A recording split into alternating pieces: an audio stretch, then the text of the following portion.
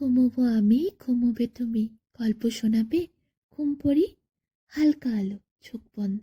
চলো একটা গল্প শুনি। রাতের গল্প বাংলায়। আজকের গল্প রূপবতীর আয়না। অনেকদিন আগের কথা। নীলনগর বলে এক দেশে এক দম্পতি বসবাস করতেন। তাদের ছিল একটি ছোট্ট মেয়ে। সে দেখতে ছিল অপূর্ব, পরীদের সৌন্দর্যকেও সে হার মানায়। তার নাম ছিল রূপবতী। অত্যন্ত রূপসী হওয়ার কারণেই তার নাম রূপবতী রাখে তার মা। একবার বিদেশ যাত্রা করবেন ঠিক করেন রূপবতীর বাবা, ব্যবসার কাজের জন্য। তাই যাত্রার আগের দিন রূপবতীকে ডেকে তার বাবা বললেন, মা, তুমি তো এখন অনেক বড় হয়েছো, আমাকে বিদেশ যেতে হবে কাজের জন্য। তোমার মায়ের তুমি খেয়াল রেখো, সব কাজকর্ম হাতে হাতে কিছু করে দিও। তুমি যদি ভালোভাবে থাকো আর মাকে দেখো, আমি তোমার জন্য বিদেশ থেকে চমৎকার উপহার নিয়ে আসব। রূপবতী তার বাবাকে বলে সে অবশ্যই খেয়াল রাখবে আর যত্ন নেবে। এর জন্য তার কোনো উপহারের প্রয়োজন নেই, তার বাবা সুস্থভাবে ফিরে এলেই সে খুশি। এরপর রূপবতীর বাবা বিদেশ যাত্রা করে। কয়েক মাস পেরিয়ে যায়। রূপবতী তার মাকে নিয়ে খুব ভালোই ছিল, খুব যত্ন করত। সে তার মায়ের সব কাজে সাহায্য করত। তারপর একদিন তার বাবা হঠাৎ বিদেশ থেকে বাড়ি ফিরে আসে।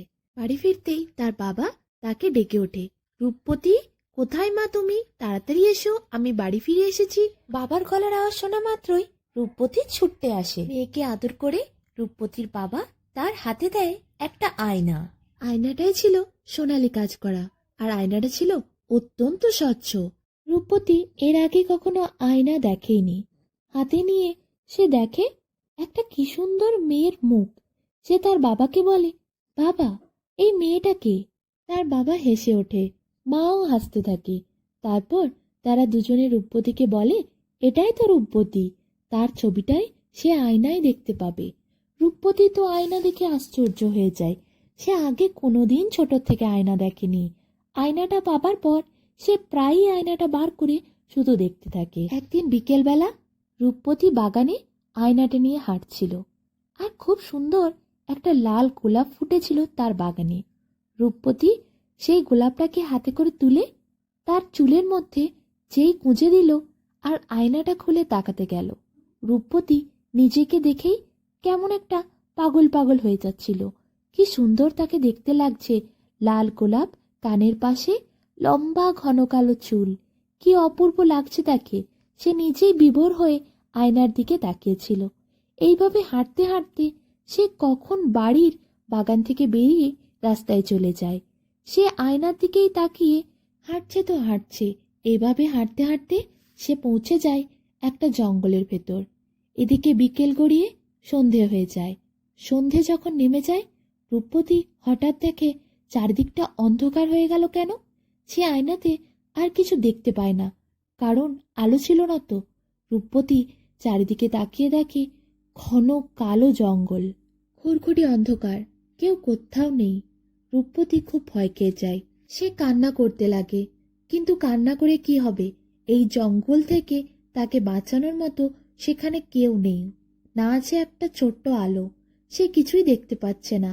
রূপবতী সেই জঙ্গলের রাস্তা ধরেই আরো কিছুটা এগিয়ে যায়, খুঁজতে থাকে কোথাও কোনো ঘর আছে কিনা। কিন্তু এত অন্ধকার জঙ্গলের মধ্যে সে কোথায় কি পাবে?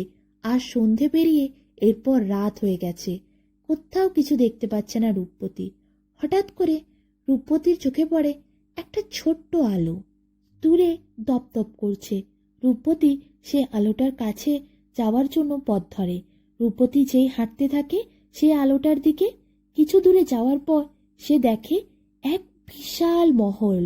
হীরের মতো জলজল করছে মহলটা, যেন সোনা দিয়ে তৈরি। রূপবতী ভাবে এই ঘরটার ভেতরেই কোনোভাবে ঢুকে যায়। রাত্রিবেলা প্রাণটা তো বাঁচাতে হবে। রূপবতী সেই প্রাসাদের ভেতর ঢোকে। অপূর্ব সোনার প্রাসাদ, হীরের মতো জলজল করছে, কিন্তু কেউ কোথাও নেই। একটা মানুষও কি থাকবে না এত বড় প্রাসাদে? ভাবে রূপবতী।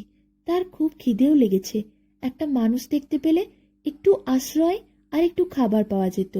রূপবতী প্রাসাদের ভেতরে অনেকটা যাওয়ার পর বিভিন্ন ঘরে উকিঝুঁকি মেরে দেখে কেউ আছে কিনা।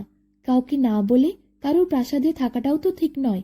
তাই রূপপতি তাদের কাছে অনুমতি নিয়েই থাকতে চায় যে একটা রাত কোনোভাবে রূপপতিকে যদি তারা থাকতে দেয় যাদের এই প্রাসাদটা, তাহলে খুব ভালো হতো। কিন্তু রূপপতি শত চেষ্টা করার পরও কাউকে দেখতে পায় না। তার চোখ দুটো ঘুমে এবার বন্ধ হয়ে আসছে।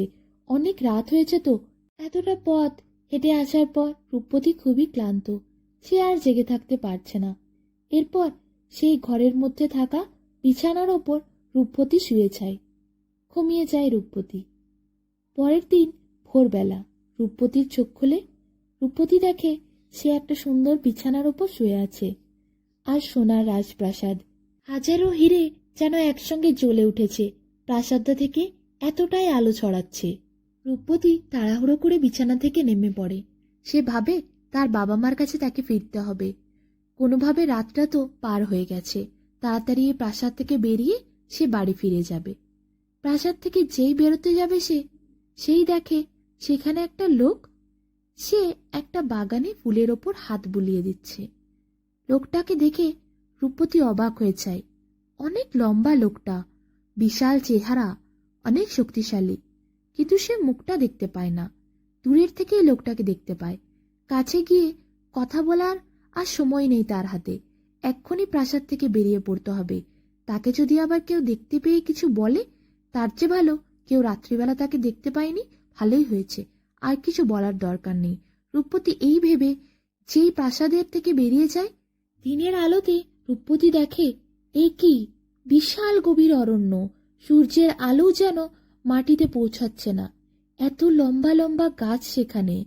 কি বিশাল অরণ্য, যা কল্পনারও বাইরে। রূপপতি তো কিছুই জানে না কিভাবে পথ খুঁজবে, কিভাবে সে বাড়ি ফিরবে। রূপপতি তারপর প্রাসাদের দরজা থেকে আবার বাগানে আসে সেই লোকটার কাছে। রূপপতি তাকে গিয়ে বলে, আমি না হারিয়ে গেছি। কাল রাত্রিবেলা আপনার প্রাসাদেই আমি ছিলাম। আমাকে একটু বাড়ি পৌঁছে দেবেন?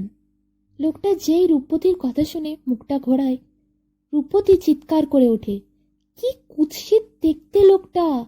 দেখলে যে কোনো মানুষ ভয় খেয়ে যাবে। কি বিশাল বড় বড় লোক, চুল কাটেনি যেন কয়েক বছর। সে এক বিশাল ভয়ানক চেহারা। রূপপতি এই লোকটাকে দেখে চিৎকার করতে থাকে ভয়ে। কিন্তু লোকটা সে রূপপতিকে বলে, চুপ করো, আমি জানি তোমার আমাকে দেখতে খারাপ লাগবে, কিন্তু আমি খারাপ মানুষ নই। এই কথাটা শোনার পর রূপপতি চুপ করে। রূপপতি লোকটার কথাটা শুনে কেমন একটা মায়া বোধ করে। সত্যি, দেখতে খারাপ হলে কি তার মন খারাপ হবে? সে কি মানুষ খারাপ হবে? এইগুলো ভেবেই রূপপতি চুপ করে সেখানে দাঁড়িয়ে থাকে। আর সে সেখান থেকে ভয়ে পালায় না, চিৎকারও করে না। লোকটি রূপপতিকে বলে, প্রাসাদে চলো, ওখানে বসে আমরা কথা বলবো। রূপপতি আর সেই লোকটি প্রাসাদের ভেতর যায়। রূপপতি দেখে সেই প্রাসাদটা যেমন সোনার, তেমনি প্রতিটা আসবাবপত্র সোনার। বসার চেয়ার থেকে বিছানা, টেবিল, খাবার গ্লাস, থালা, সবই যেন সোনা দিয়ে তৈরি। লোকটা রূপপতিকে কিছু আপেল এনে দেয় একটা সোনার থালায় করে। তারপর বলে, এগুলো তুমি খেয়ে নাও। আমি জানি কাল রাত্রিবেলা থেকে তুমি কিছু খাওনি, তুমি না খেয়ে আছো, তোমার অনেক খিদে লেগেছে বলো। লোকটার এত মায়া দেখে রূপপতি অবাক হয়ে যায়। কুৎসিত চেহারা হলে কি হবে, মনে যেন তার প্রচুর করুণা, দয়া রয়েছে। রূপপতি একটা আপেল নেয়, আর আপেলটা খেয়ে সে একটু চুপ করে বসে থাকে। তারপর লোকটাকে বলে, কাল রাত্রিবেলা কি হয়েছিল, কিভাবে সে এই প্রাসাদে এসে পৌঁছেছে। লোকটার কাছে সে অনুরোধ করে, আমাকে একটু বাড়ি পৌঁছে দেবে। এরপর সে লোকটি রূপপতিকে বলে সে অবশ্যই তাকে বাড়ি পৌঁছে দিতে পারে, কিন্তু 10 দিন পর। 10 দিন সে এই প্রাসাদ থেকে বাইরে যেতে পারবে না। 10 দিন পরই সে প্রাসাদ থেকে বেরোতে পারবে। তখন সে রূপপতিকে তার বাড়ির ঠিকানায় পৌঁছে দেবে। রূপপতি আর কি করবে, তার কাছে তো কোনো উপায়ও নেই। সে তো বাড়ি ফিরতে পারবে না। এই গভীর অরণ্যের রাস্তা সে তো জানে না। তাকে বাড়ি ফিরতে গেলে ওই লোকটিরই সাহায্য নিতে হবে। তাই রূপপতি 10টা দিন থাকার জন্য রাজি হয়ে যায়। পরের দিন সকালে রূপপতিকে আবার সেই লোকটি খাবার জন্য আপেল এনে দেয়। রূপপতি বলে, প্রতিদিন শুধু আপেলই খাবো নাকি, কিছু খাবার নেই? লোকটি বলে, সে রান্না করতে জানে না, সে আপেল খেয়েই বেঁচে থাকে, আর অন্য কিছু ফল মাঝে মাঝে পায়। তাই রূপবতীকেও আপেল খেয়েই কাটাতে হবে। কিন্তু রূপবতী বলে সে আপেল খেয়ে থাকতে পারবে না, সে রান্না করতে জানে, সে আজ কিছু রান্না করবে। লোকটি খুশি হয়, রূপবতীকে রান্নাঘর দেখিয়ে দেয়। রান্নাঘরে গিয়ে রূপবতী নানা রকম খাবার বানায়। খাবার রান্না করার পর খাবারগুলো নিয়ে গিয়ে প্রাসাদের বিশাল বড় সোনার টেবিলের ওপর রাখে রূপবতী। তারপর লোকটিকে ডাকে। লোকটি যখন বসে, থালায় করে রূপবতী তাকে খাবার পরিবেশন করে আর নিজেও খেতে বসে। একটু খাবার খাওয়ার পরই লোকটার এত ভালো লাগে, কত বছর সে খাবার খেতে পায়নি, এইভাবে ফল খেয়ে কাটিয়েছে। সে অবাক হয়ে রূপবতীর দিকে তাকিয়ে থাকে। রূপবতী খেয়ে অনেকটা শান্তি পায়, তার যেন প্রাণ জুড়িয়ে যায়। 2 দিন হলো সে খাবার খায়নি ভালো করে। কিন্তু হঠাৎ করে খাবার খেতে খেতে রূপবতীর মায়ের কথা মনে পড়ে যায়। রূপবতীর চোখে একটু জল চলে আসে। লোকটি বলে, কি হয়েছে, তুমি কান্না করছো?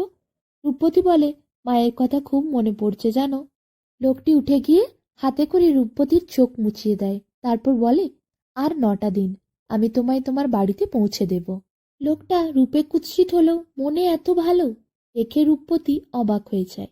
এইভাবে এক একটা দিন পার হয় আর রূপবতী তার সাথে যেন আরো বন্ধু হয়ে ওঠে। কখনো তারা একসাথে রান্না করে, কখনো বা তারা একসাথে গাছ লাগায়, কখনো বাগানে একসাথে আপেল পাড়ে, কখনো বা একসাথে তারা লুকোচুরি খেলে। এইভাবে 9টা দিন পার হয়ে যায়। শেষে আসে সেই 10 নম্বর দিন। 10 নম্বর দিনটা পার হলেই পরের দিন রূপবতীকে তার ঠিকানায় পৌঁছে দেবে সেই লোকটি। শুধু একটা রাতের অপেক্ষা। ভোর হলেই রূপবতী যাবে তার বাড়ি। এদিকে সন্ধে থেকে রূপবতীর মনটা কেমন একটা খারাপ। প্রাসাদের বারান্দায় দাঁড়িয়ে রূপবতী আকাশে তারার দিকে তাকিয়েছিল। হঠাৎ করে সেই লোকটি তাকে এসে বলে, কি বন্ধু, কাল তো বাড়ি যাবে, আমি তোমায় কাল বাড়ি পৌঁছে দেব। রূপবতী একটু ছলছল চোখে তার দিকে তাকায়। রূপবতী বলে, এরপর তো তোমায় আপেল খেয়েই থাকতে হবে।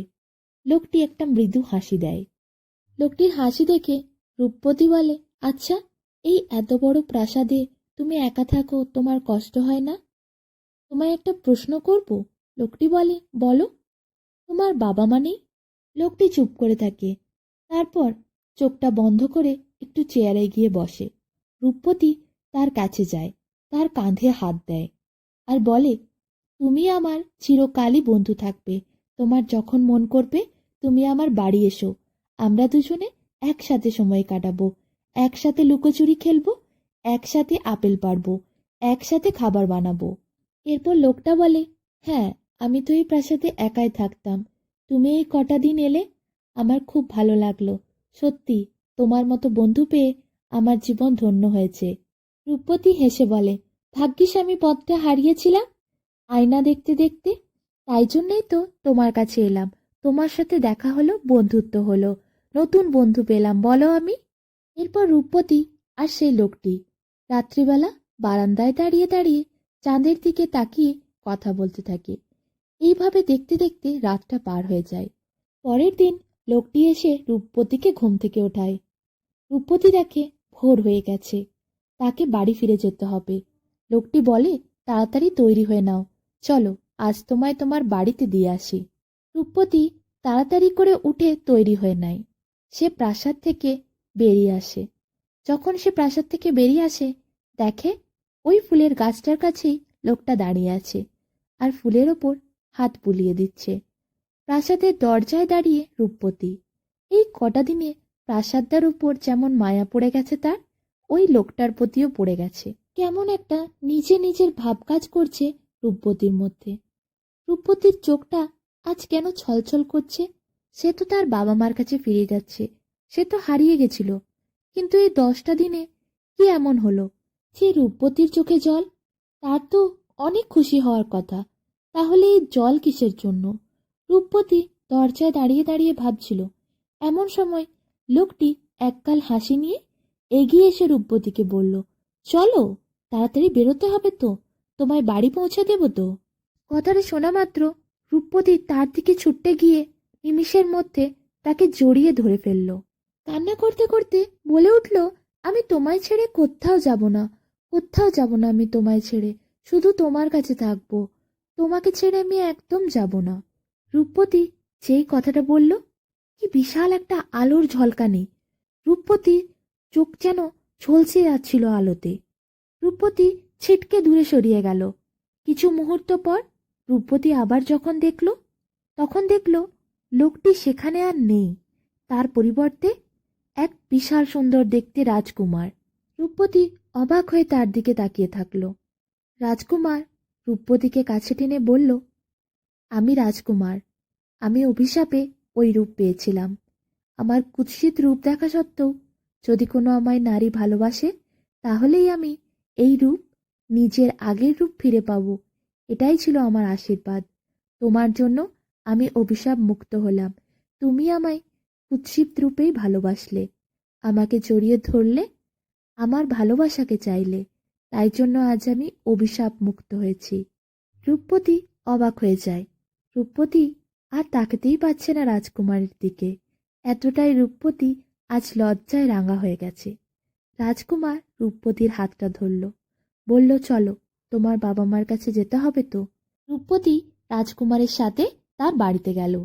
তার বাবা মা রূপবতীকে পেয়ে খুবই খুশি। এদিকে তারপর রাজকুমারের সাথে পরিচয় করিয়ে দিল রূপবতী তার বাবা মার। কিছুদিন পর রূপবতীর সাথে রাজকুমারের বিয়ে দিয়ে দেয় রূপবতীর বাবা মার। রূপবতী আর রাজকুমার সুখে সংসার করতে থাকে।